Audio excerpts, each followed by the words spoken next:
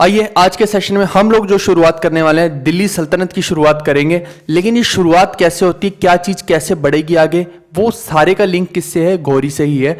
आप देखिए कि गौरी जो होता है ना, वो एक स्लेव को परचेज करता है अपने अच्छे दिनों में। उसका नाम था कुतुबुद्दीन ऐबक, जो कि बहुत लॉयल हुआ करता था गौरी के।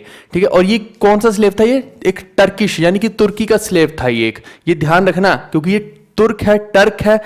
तो यहां पे पूछ लिया जाएगा कि इस यहाँ पे टर्किश रूल कब स्टार्ट हुआ, किसके द्वारा स्टार्ट हुआ? तो वो कुतुबुद्दीन ऐबक के द्वारा एक तरह से स्टार्ट हो रहा है। टर्किश पर्सन जो है रूल कर रहा है। अब ये जो है, जब देखिए कि गौरी मर जाता है तो उसके बाद जो मेन चीज संभाल रहा होता है वो कुतुबुद्दीन ऐबक ही संभाल रहा होता है। अब जो कुतुबुद्दीन ऐबक है ये क्या करता है, ये भारत के अंदर आता है और ये जब दिल्ली में आता है तो ये दो सेंट्स को अपने साथ लेके आता है। सेंट मतलब कि संत फकीर जिनको कह सकते हैं, उनमें से दो थे। एक का नाम क्या था? कुतुबुद्दीन काकी। अब ये वही काकी हैं जिन्होंने पूरा का पूरा सिखाया होता है किसको? मोहम्मद गौरी को, यानी कि सांग को। तो ये वही काकी हैं, यही स्पिरिचुअल और पॉलिटिकल लीडर हैं इनके। सिर्फ स्पिरिचुअल नहीं है, पॉलिटिकल भी हैं। और दूसरे होते हैं मोइनुद्दीन चिश्ती। और ये जो है मोइनुद्दीन चिश्ती साहब, ये एकदम स्पिरिचुअल लीडर हैं, इनको पॉलिटिक्स से कोई मतलब नहीं है। अब ये जो कुतुबुद्दीन काकी हैं, ये थोड़े से देखिए कि आप समझिए इस चीज को कि ये जो है ये टांग अड़ाने वाले व्यक्ति हैं। यानी कि इनका पूरा का पूरा फोकस किस पे है? जीतने पे है, कि उधर से भी आ जाए, इधर से भी आ जाए, सारी जगह पे हमारा राज हो जाए, इस्लाम धर्म हर जगह पे कायम हो जाए। इनका जो मोटो है वो अलग है, लेकिन इनका मोटो ये नहीं है मोइनुद्दीन चिश्ती साहब का। इनका मोटो जो है मानवता की सेवा करना है। सिंपल सी बात ये समझिए। अब ये जो कुतुबुद्दीन काकी हैं, ये तो रुकते हैं दिल्ली के अंदर, ठीक है। और जो मोइनुद्दीन चिश्ती साहब है, ये कहाँ रुकते हैं? अजमेर के अंदर। अब जो कुतुबुद्दीन काकी हैं, इनके लिए ये जो कुतुबुद्दीन ऐबक है, ऐबक जो है ये क्या बनवाता है? इनकी याद में क्या बनाता है? कुतुब मीनार। जब ये नहीं रहते हैं तो इनकी याद में कुतुब मीनार बनवा देता है। और जो मोइनुद्दीन चिश्ती है, ये कहाँ रुकते हैं? अजमेर में। तो वहां पे क्या बनवाता है कुतुबुद्दीन ऐबक? वहां बनवाता है 2.5 दिन का झोंपड़ा। ठीक है भाई, ये दो चीजें आपको ध्यान रखनी है। अब हम आगे बढ़ते हैं।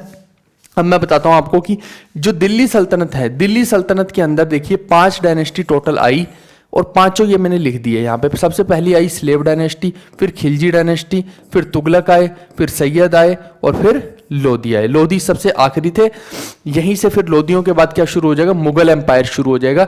और जो सबसे पहले थे वो स्लेव डायनेस्टी आई थी। तो आप देखिए कि ये कब से कब है? 1206 से 1290 की बात है। ऐसे ही बाकियों का भी लिखा हुआ है, लेकिन हम पहले स्लेव डायनेस्टी की बात करने वाले हैं। तो आइए इसके बारे में देखते हैं पहले। अब देखो, स्लेव डायनेस्टी शुरू हो गई है, और ये क्या शुरू हुआ है? दिल्ली सल्तनत। अब दिल्ली सल्तनत के अंदर कब से कब है ये? 1206 से 1290 की बात है। ये पूरी स्लेव डायनेस्टी की बात है, पूरा टाइम पीरियड है। लेकिन उसमें जो है ये कुतुबुद्दीन ऐबक, ये सबसे पहले फाउंडर है, ये क्लियर रखना है। और ये कब से कब तक रहे? 1206 से 1210 तक रहे, यानी कि 4 साल तक इन्होंने राज किया है, 4-5 साल तक। तो 1210 के बाद फिर कौन बनेंगे वो आगे हम देखेंगे, क्योंकि टोटल टाइम पीरियड छोटा नहीं है, बहुत बड़ा है। तो ये सिर्फ 4-5 साल के लिए ही रहे हैं। और कुतुब मीनार इन्होंने ही बनवाया है, ये मैंने लिख दिया। 28 दिन का झोपड़ा भी इन्होंने ही बनवाया है। फिर ये पहले इन्होंने जो है सबसे पहले आके क्या किया? टर्किश कल्चर को दिल्ली के अंदर इंट्रोड्यूस किया। क्योंकि मैंने आपको पहले भी बताया कि ये कौन से स्लेव हुआ करते थे? टर्क स्लेव थे। इस वजह से इन्होंने तुर्की कल्चर इन्होंने दिल्ली के अंदर इंट्रोड्यूस कर दिया। इन्होंने कभी भी एक्सेप्ट नहीं किया सुल्तान का टाइटल। आप सोचेंगे कि क्यों नहीं किया? क्योंकि ये जो है मोहम्मद गौरी के बहुत ज्यादा खास हुआ करते थे, उनके लिए बहुत वफादार थे, लॉयल थे। इसलिए ये खुद सुल्तान ना बन के ये हमेशा सोचते थे कि मैं उन्हीं की जूतियों को रख के ये शासन किया करते थे, मतलब ठीक है, मोहम्मद गौरी की ही। तो आप समझ सकते हैं कि कितना इनकी लॉयल्टी थी गौरी के लिए। फिर जो इसने टाइटल एक्सेप्ट किया इस व्यक्ति ने, इसने किया मलिक सिपा-सालार या लख बख्श का। सिपा-सालार का मतलब तो आप समझिए कि कमांडर है एक तरह से गौरी का, इसलिए सिपा-सालार। लेकिन लख बख्श का क्या मतलब है? इसका मतलब होता है जो लाखों रुपए दान कर दे, हैं, किसी को बख्शिश में दे दे। तो इसीलिए इसका नाम, ये बहुत ज्यादा दान किया करता था, तो लख बख्श इसका नाम हो गया। फिर इसने जो कैपिटल बना रखी थी वो दिल्ली को नहीं बनाया इसने, ध्यान देना। यही वजह है कि इसको पहला सुल्तान भी दिल्ली सल्तनत का नहीं बोलेंगे हम, लेकिन ये सबसे पहले स्टार्ट इसी ने किया, फाउंडर इसी को बोलेंगे। पहला सुल्तान ये नहीं था, क्योंकि इसने कभी भी जो रियल सुल्तान क्या है, रियल सुल्तान इसको कैसे बोल दें हम? क्योंकि दिल्ली सल्तनत में रियल सुल्तान उसको बोलेंगे जो दिल्ली के अंदर रह के पूरी की पूरी कैपिटल बना देना।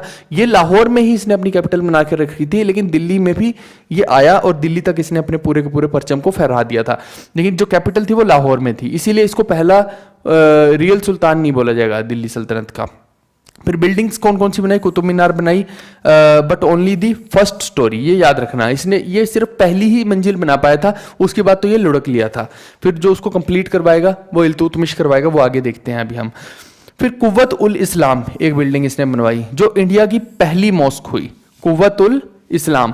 अब देखिए कि चेहरा मंजूमा जो है, ये भी इसका नाम आता है कि ये पहली मॉस्क है। आप कई बार सर्च करेंगे तो ये आएगा, लेकिन क्या दिक्कत है कि यहाँ पे पूजा नहीं होती है, यानी कि यहाँ पे नमाज अता नहीं होती है। जब नमाज नहीं अता होती तो फिर उसको मैं क्या बोलूँ, यहाँ पे इसको मॉस्क फिर उस हिसाब से नहीं बोल पाएंगे, समझना इस चीज़ को।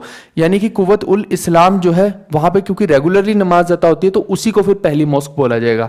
लेकिन वैसे अगर बोल लिया जाए एज ए बिल्डिंग तो फिर चेहरा मंजूमा ही है।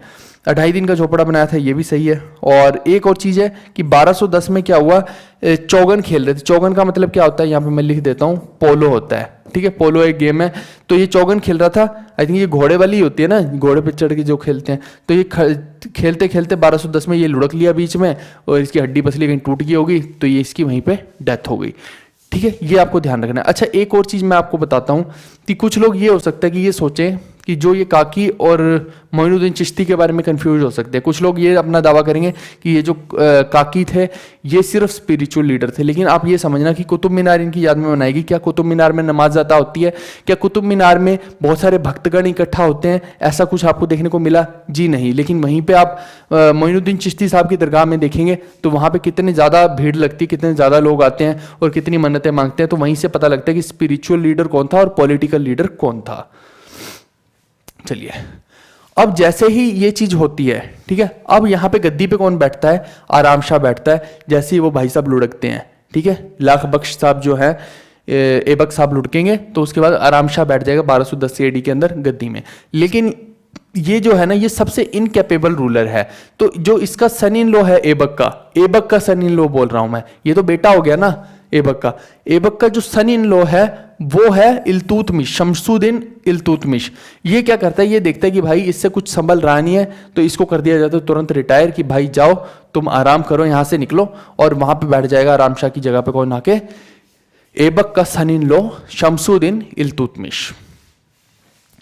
तो ये है शमसुद्दीन इल्तुतमिश। इसको रियल फाउंडर बोला जाता है दिल्ली सल्तनत का। आप सोचेंगे कि क्यों इसको दिल्ली सल्तनत का रियल फाउंडर बोला जाएगा? क्योंकि इसने जो कैपिटल बनाई, इसने दिल्ली को कैपिटल बनाया, इसने लाहौर को कैपिटल नहीं बनाया, इसलिए इसको रियल फाउंडर बोला जाएगा और रियल पहला सुल्तान भी बोला जाएगा। क्योंकि आप देखिए कि पहला सुल्तान उसको हम कैसे बोलते हैं जिसने टाइटल ही नहीं एक्सेप्ट किया सुल्तान का। जो ऐबक था उसने तो टाइटल ही नहीं एक्सेप्ट किया, और जो आराम शाह था उसको भी हम रियल सुल्तान नहीं बोल सकते, वो भी लल्लू था। तो जो असली सुल्तान बोलेंगे तो यही पहला व्यक्ति था जो असली सुल्तान हुआ। और इसका टाइम पीरियड क्या है? 1211 से 1236 AD तक का है। और इसने आराम शाह को डिफीट किया, ये मैं पहले ही बता चुका हूं। इसने सबसे आते ही पहले काम किया कि इसने बहुत सारी डेवलपमेंट्स की। पहला काम तो इसने किया, चहलगनी बनाई। इसने 40 ऐसे सक्षम लोगों को अपने साथ खड़ा कर लिया जिनका काम था कि सुल्तान के ऊपर कोई हमला ना कर पाए। पूरी की पूरी सुल्तान की जो सिक्योरिटी थी इन 40 लोगों के हाथ में थी। इस वजह से इसके ऊपर कोई हमला ही नहीं कर पाता था, तो ये इसको इजीली कोई लुढ़का भी नहीं पाया। फिर दूसरा काम इसने किया, कुतुब मीनार को कंप्लीट करवाया। आगे हम देखेंगे कि कुतुब मीनार जर्जर जब हो जाएगा तो उसको रेनोवेट फिरोज शाह करवाएंगे, लेकिन यहाँ पे कंप्लीट जो है हमने देखा कि ऐबक ने तो पहली स्टोरी बनाई थी, तो इसने पूरी जो भी 3-4 स्टोरी जो भी है उसकी सारी कंप्लीट करवा दिया। फिर लॉन्च किया इसने इक्ता सिस्टम। इक्ता सिस्टम देखिए, ये लैंड एक तो इसमें लैंड्स वगैरह के लिए होता है, बहुत सारी चीज़ें होती हैं इक्ता। तो ये ज़मीनी सिस्टम है एक तरह से, आप ये समझ लीजिए। आपको डायरेक्ट एग्जाम के अंदर आ सकता है कि इक्ता सिस्टम किसने लॉन्च किया, तो ये ज़मीन के रिलेटेड है, बस आप इतना समझ लीजिए, बहुत ज़्यादा इसके अंदर घुसने की ज़रूरत नहीं है। फिर नेक्स्ट है कि उस टाइम पे सबसे बड़ा खतरा हुआ करते थे मंगोल। अब मंगोल जो थे वो बार बार हमला करते थे, और इतना ज़्यादा ये छोटे छोटे चिंकी चिंकी आंखों वाले होते थे, और ये हुड़दंग मचा के रखते थे। ये एकदम कट्टर लोग हुआ करते थे, जहाँ जाते थे वहाँ बहुत सत्यानाश कर देते थे।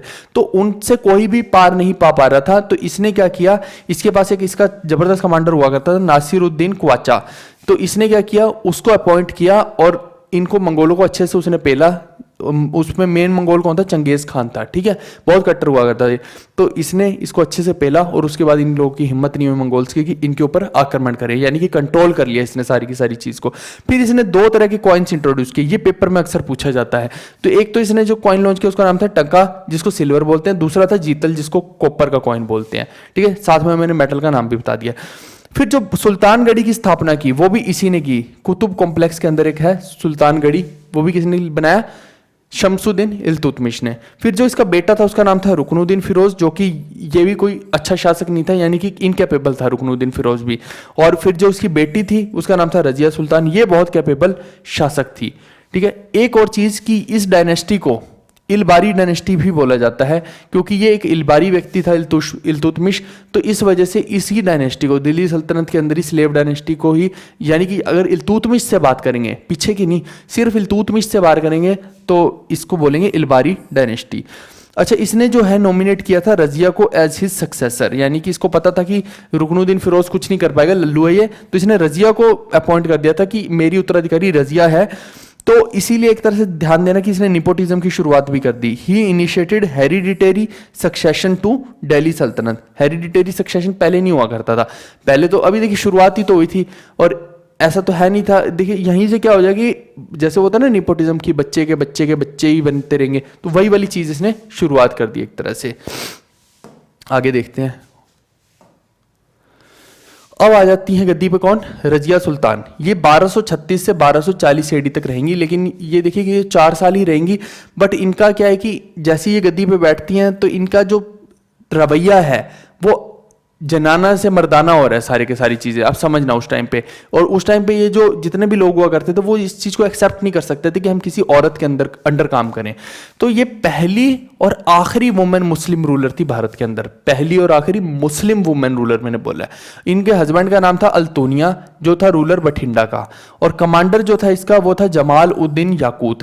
तो ये जमाल उद्दीन याकूत जो होता था, इसको कई लोग इसका प्रेमी भी बोल देते हैं, और ये बहुत ज्यादा वफादार था रजिया सुल्तान का। ठीक है, और ये जो अल्तुनिया था बेशक से इसका पति था, लेकिन इसी ने बाद में क्या किया, रुकनुद्दीन फिरोज के साथ मिलकर इसकी हत्या करवाई थी। अब इसने क्या किया रजिया ने, शी डिडंट एक्सेप्ट पर्दा सिस्टम। ये नहीं था कि ये पर्दे में रहेगी और फिर सारी की सारी बातचीत करेगी लोगों से, जी नहीं, इसने एकदम खुले तरीके से, आप देख सकते हैं कोई पर्दा नहीं लगा रखा है, सीधा सीधा ओपन तरीके से, जैसे शहंशाह लोग हुआ करते वैसे ही ये जाती थी कोर्ट के अंदर। और इसने ऑप्ट किया कुबा और कुला सिस्टम। कुबा मतलब कि ये ब्लेजर पहनती थी, देखो आप ब्लेजर यहाँ भी है यहाँ भी है, जैसे बादशाह लोग ब्लेजर पहनने, फिर कैप भी पहनने लगी, ये देखो आप कैप ये रही। तो इस वजह से ये जो चीज है, ये उस टाइम के जो इनका समाज हुआ करता मुस्लिम समाज, उसको भी पसंद नहीं आई कि भैया ये तो बिल्कुल ही जैसे बादशाह करते हैं वे वैसे कैसे कर रही है, ये तो एक औरत है। उनका दिमाग हजम नहीं कर पा रहा था, सीधी सी बात है इस चीज को। जिस वजह से क्या हुआ कि एक बार ये अपने कमांडर के साथ वापस लौट रही थी किसी कैंपेन से, या जैसे भी कह लीजिए कहीं से किसी से मिलकर, तो बीच में ही अल्तुनिया और रुकनुद्दीन फिरोज जो हैं, इन दोनों ने मिलकर इनकी हत्या करवा दी। फिर 1240 से 1265, अच्छा ये रुके उसमें भी आते हैं। 3 कॉइन्स इसने लॉन्च किए हैं रजिया सुल्तान ने। पहला, तीनों कॉइन पे देखिए कि अलग अलग चीजें लिखी हुई थी, ये पूछा जा सकता है कि कौन से कॉइन इसने लॉन्च नहीं किया है। तो उन पे पहले पे क्या लिखा था, इल्तुतमिश की बेटी, दूसरे पे लिखा था दिल्ली सल्तनत की महारानी, तीसरे पे लिखा था न्याय की रानी। तो ये 3 तरह के कॉइन इसने लॉन्च किए थे, किसने, रजिया सुल्तान ने। अब देखिए कि इसके बाद जो रूलर आते हैं उनसे देखिए बिल्कुल भी संभलता नहीं है, ये तो ठीक है यहां तक का, तो ये मैंने 1240 तक की बात की। देखिए रुकनुद्दीन फिरोज से, अल्तुनिया से, इन सब से कुछ नहीं संभल रहा है यहाँ पे। उसके बाद भी क्या हो रहा है, 1240 से 1265 के बीच में 3 सुल्तान आ गए। अब देखो मोइजुद्दीन बैरम शाह आ गया, अलाउद्दीन मसूद आ गया, फिर नासिरुद्दीन महमूद आ गया। ये जो तीनों है, ये तीनों ही इनकेपेबल अयाश किस्म के लोग, मजे मारने वाले लोग थे। इन तीनों ने बिल्कुल भी प्रजा पे ध्यान नहीं दिया, जनता मर रही है, जीवित है, बस इनको टैक्स से मतलब था और मजे मारने से मतलब था, ये तीनों को। ठीक है, देखिए, और ये अब ये भी समझना कि ये सारी की सारी जो चीज हो रही है ना, ये चहलगनी के अंडर हो रही है। चहलगनी 40 लोग हैं, यानी वो आपस में ही लड़ मर रहे हैं, और जैसे ही कोई बनता है, जैसे ये बना तो इसको मार दिया चहलगनी ने, तो फिर ये बन गया, फिर चहलगनी ने इसको मारा तो ये बन गया। यानी कि चहलगनी जो है ना बनाई गई थी, जो 40 लोगों की टीम बनाई गई थी इल्तुतमिश ने, वही आपस में लड़ मर के एक दूसरे को मार के बादशाह बनने की कोशिश कर रहे हैं। अब देखिए ऐसी सिचुएशन में कौन आता है पिक्चर में, गियासुद्दीन बलबन। जैसे ही ये आता है, ये देखता है कि भैया ये बाजार में निकलता, कोई ध्यान ही नहीं दे रहा, इसको कोई देख ही नहीं रहा है। पहले तो भैया जैसे पता लगता था कि हाँ बादशाह आ रहा है, तो भरी दरबार, भरी सभा में लोग अपना अपना काम छोड़ के यही जमीन में लौट जाते थे कि भैया बादशाह आ रहा है, पूरा रोड खाली हो जाता था कि बादशाह आ रहा है। लेकिन जैसे ही नगाड़े बजाए गए कि बलबन साहब आ रहे हैं, किसी को कोई मतलब नहीं है, सब लोग अपने अपने काम कर रहे हैं। बलबन को ये बात बहुत चुभी कि भैया ये चल क्या रहा है। लेकिन इसके पीछे कारण क्या था कि पिछले 3 बादशाह इनकेपेबल थे, उन्होंने आके प्रजा से बात ही नहीं की कभी, ना ही उन्होंने ध्यान दिया प्रजा के ऊपर। पर तो प्रजा को कोई मतलब ही नहीं था, पता ही नहीं था किसी को कोई बादशाह रहता भी है यहाँ के नहीं रहता है। सिंपल सी बात ये है। तो ऐसे में क्या हो गया, गियासुद्दीन बलबन ने 1265 से 87 के बीच में पूरी की पूरी गद्दी को संभाला और इसने आते ही सबसे पहले काम, क्योंकि इसको खुद को सेफगार्ड करना था और इसे पता था कि सारे के सारी दिक्कत कहाँ खड़ी हो रही है, चहलगनी से, तो इसने सारी चहलगनी को मरवाया, लेकिन सारे लोग को नहीं मरवाया, कुछ को तो इसने दूर दूर अपॉइंट कर दिया, किसी को वहां किसी को वहां, जहां पे इसको लग रहा था कि जो ज्यादा ही खिलाफ चल रहे हैं इसके, उनको इसने लुढ़का दिया, मरवा दिया। तो यानी कि इसने सबसे पहला इलाज किया चहलगनी का, जो एक टाइम में चहलगनी बादशाह की रक्षा के लिए हुआ करती थी, बाद में वही बादशाह के अगेंस्ट होगी, तो इसने पहले तो उसका पुख्ता इंतजाम किया, जिस वजह से ये एक तरह से बोले दिल्ली सल्तनत के अंदर बहुत सक्सेसफुल रूलर माना जाएगा, स्पेशली स्लेव डायनेस्टी का सबसे सक्सेसफुल रूलर। फिर इसने इंट्रोड्यूस किया नौरोज कल्चर। नौरोज एक पर्शियन कल्चर है, जो ऐबक था उसने टर्किश कल्चर लॉन्च किया था, इसने पर्शियन कल्चर को लॉन्च किया।